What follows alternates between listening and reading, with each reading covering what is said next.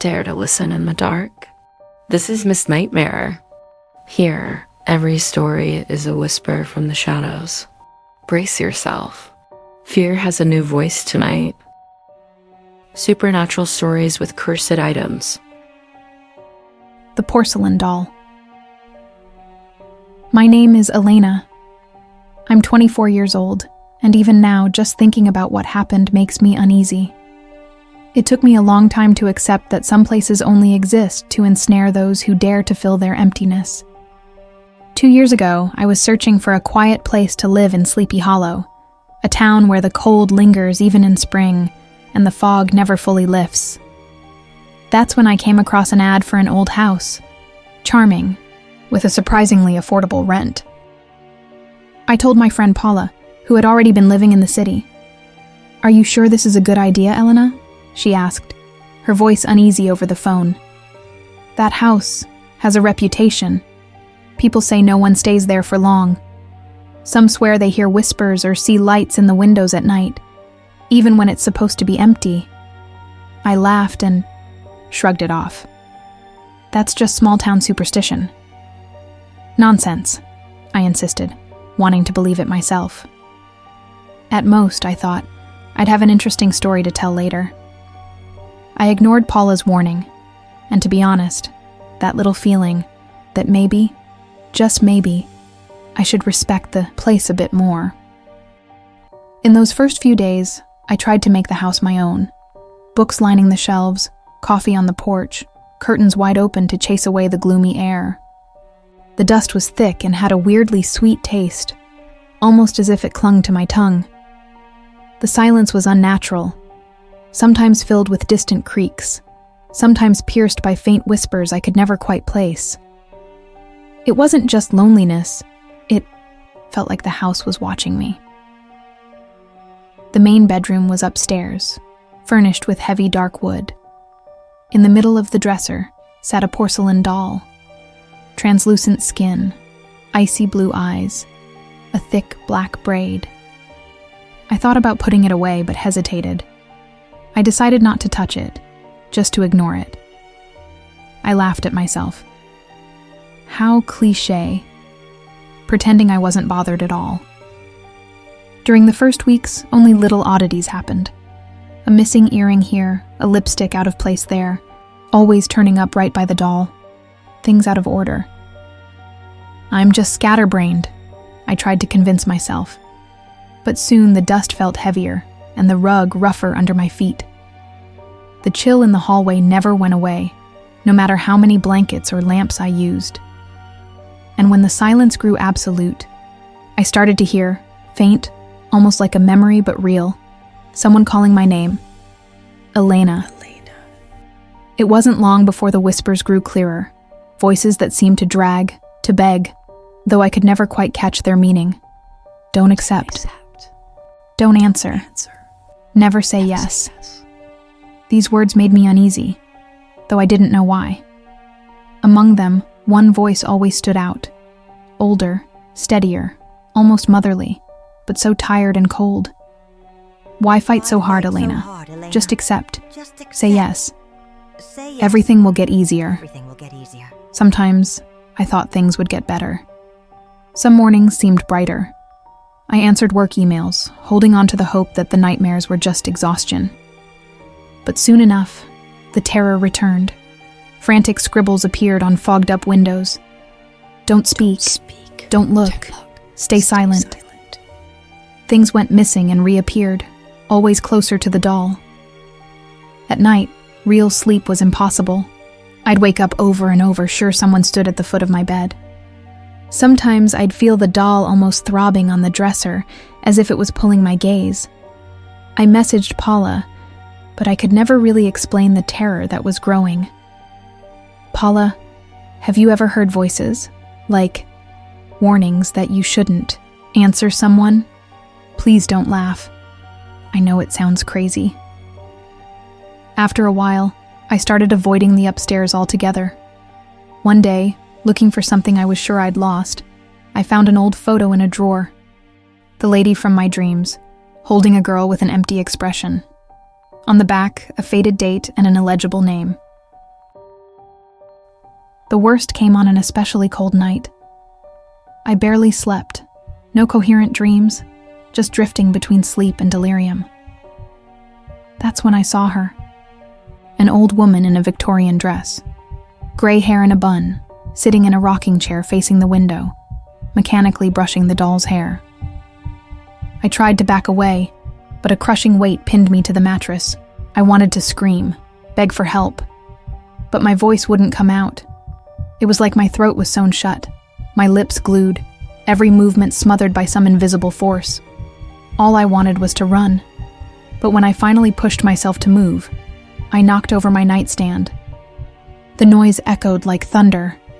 Immediately, the chair and the old woman froze. She slowly turned her face toward me. Where her eyes should have been were only dark, endless voids. Behind her, in a desperate and faint chorus, voices overlapped in a pleading wail. "Say no, Elena. Please, just say no." And then, the old woman's dragging voice, sounding victorious. "Don't run now. Just accept it, dear. Say yes and end all this suffering." Terror completely paralyzed me. My body felt like lead. The room spun. With feverish, desperate effort, I struggled until I slipped from the bed.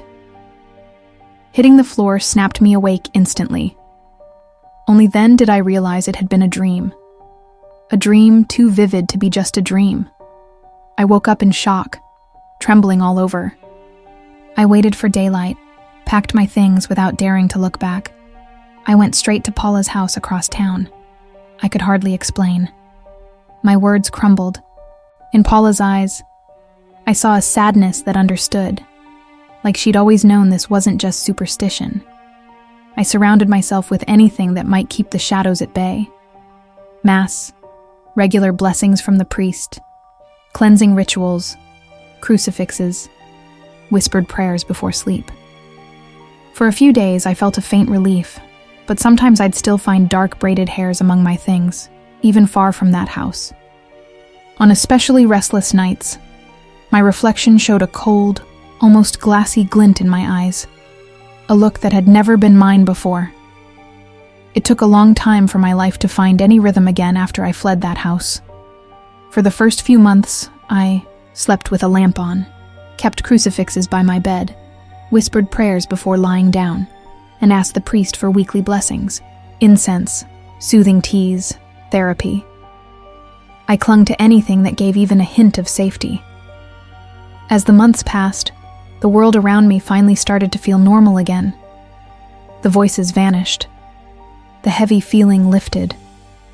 My sleep grew deeper, and those mysterious strands of hair and cold patches stopped appearing. For a while, I truly believed my faith and rituals had done the trick, that my prayers and resistance had broken the nightmare. Then, one random afternoon, months after I'd started rebuilding my life, I overheard a casual comment at a local cafe. "Did you hear? That old house on the corner finally has a new tenant. Another woman, living alone, just like before." The words cut through me like a cold blade. That night, when I passed by the house in my car, I saw a light on in a window that had stayed dark for so long. And then I understood. It wasn't just my strength or blessings that saved me. The cycle only started again because someone else had come to fill that emptiness. Someone else answered a call that never should have been made. I felt suffocating relief, but also a quiet guilt, even though I never had a choice. Now I knew another soul was carrying the burden that once belonged to me. I still pray before bed, but I no longer ask for deliverance for myself. Now, I only pray, in secret, with my heart pounding fast in the dark, that she never says yes. If the darkness intrigues you, like the video, subscribe to the channel, and ring the bell. Ready for the next nightmare? The toy in the backyard. The search for a quieter life brought us to the old house in the countryside. At sunset that day, Long shadows stretched across the vast land, while the wind seemed to hold its breath, blowing only faint whispers through the rows of trees. Alice, our 6-year-old daughter, ran across the lawn, her laughter bringing brief glimpses of normalcy to the heavy atmosphere. On the first night, among stacked boxes and furniture covered in dust, I noticed things that seemed out of place. Deep scratches on the baseboards, claw marks around the windows, and the dense smell of damp wood mixed with something faintly sweet, almost rotten. The silence, instead of feeling peaceful, was thick and oppressive, and as the night went on, I had the strange sensation that the rooms were closing in around us. The first occurrences were almost unnoticeable. The wooden rocking horse, found by Alice one morning at the twisted base of an old tree, was placed by her on the porch.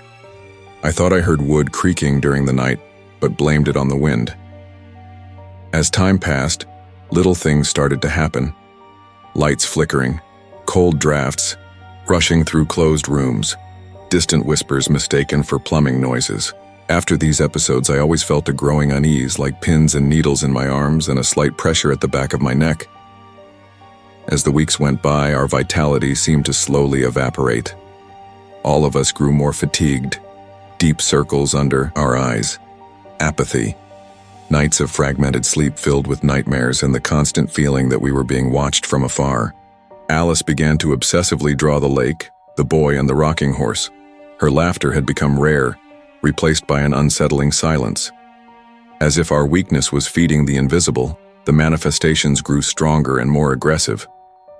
Doors slammed at 3 a.m, shadows raced through the hallway at high speed, and objects would vanish or reappear soaking wet, even far from the lake. One morning, a wall in the living room was stained with dark, dried spots that smelled like rust.